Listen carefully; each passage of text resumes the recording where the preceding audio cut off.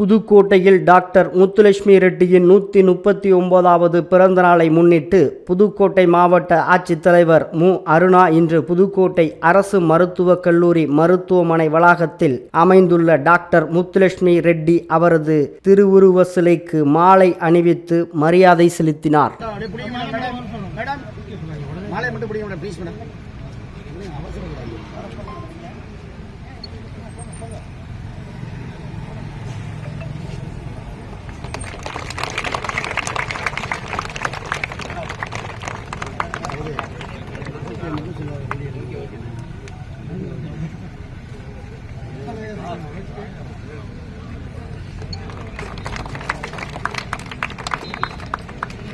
போட்டு பாருங்க மேடம்.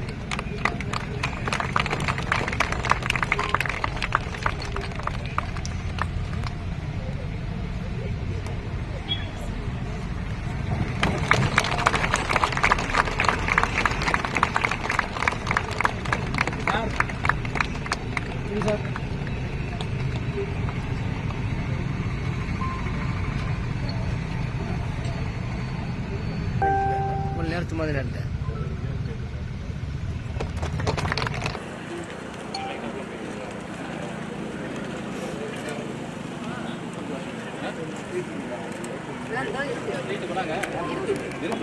கை நீட்டா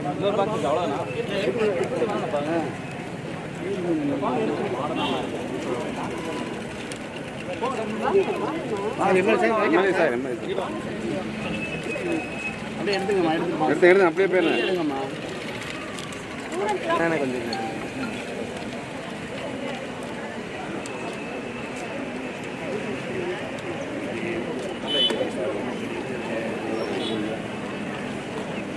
கொஞ்சம் எம்எல்ஏ சார் அப்படியே திரும்பி அப்படியே ஓகே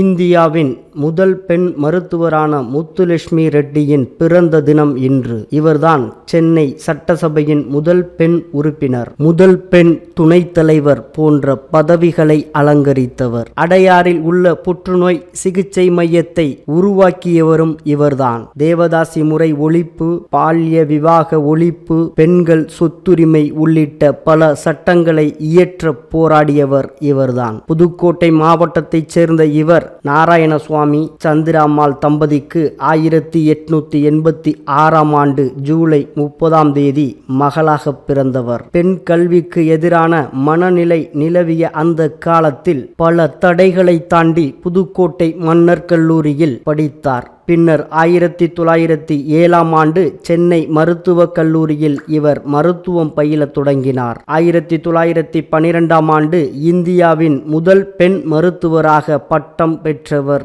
இவர்தான். பிறகு எழும்பூர் மருத்துவமனையில் முதல் பெண் மருத்துவராகவும் பணியாற்றினார்.